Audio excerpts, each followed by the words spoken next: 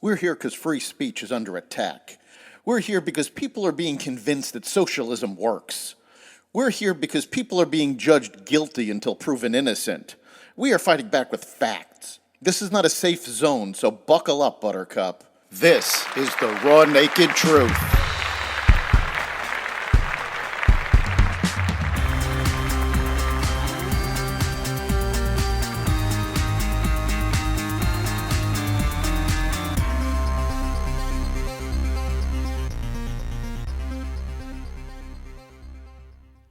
The Durham Report, the Southern Border, and more. Welcome to the Raw Naked Truth. I'm your host, Eric Lupkin, and here's the news you need to know. Special Counsel John Durham on Monday issued his report after a 4-year investigation into the FBI's inquiry into the 2016 Trump campaign.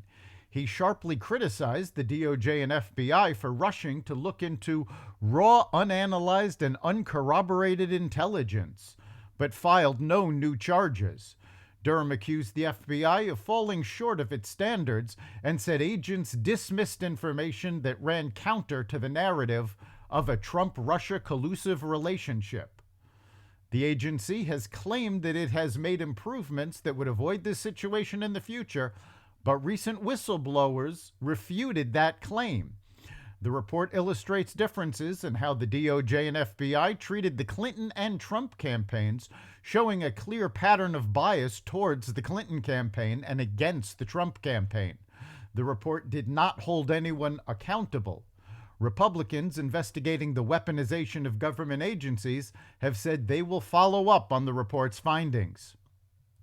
The British Prime Minister on Monday promised to supply Ukraine with more missiles and attack drones as Ukrainian President Zelensky made a surprise visit to the United Kingdom. Zelensky went to the UK after a European tour that included stops in Italy, Germany, and France, where leaders promised billions of dollars in additional aid to help Kiev fight invading Russian forces. His trip came as Ukrainian forces prepared a long-anticipated counteroffensive that Zelensky said would drive Russian forces out of occupied parts of the country. Zelensky tweeted that he was very pleased with the fruits of his trip. According to the Biden administration, the number of migrants crossing the U.S.-Mexico border fell dramatically over the weekend following the expiration of Title 42, a pandemic-era policy that had allowed border officials to turn away asylum seekers to fight the spread of COVID-19. The administration added personnel and resources to the southern border before Title 42 ended last Thursday to brace for an anticipated spike in border crossings. But border officials had fewer than 5,000 encounters with people crossing the border daily over the weekend, down from more than 10,000 a day last week, according to a lead Department of Homeland Security official. But he warned not to draw early conclusions, as smugglers would continue spreading disinformation to encourage people to cross.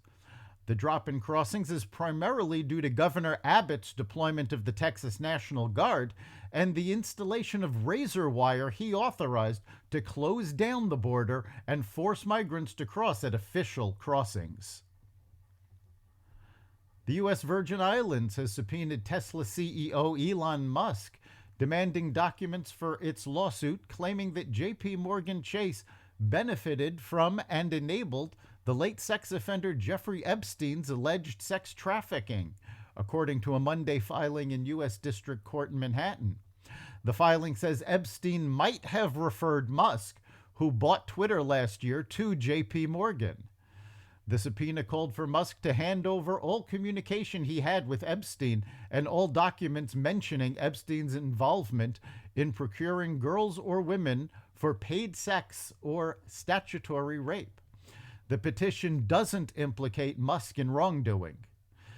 However, no subpoenas have yet been issued for Bill Clinton or Bill Gates, both of which were frequent visitors of Epstein and tied to him through flight logs.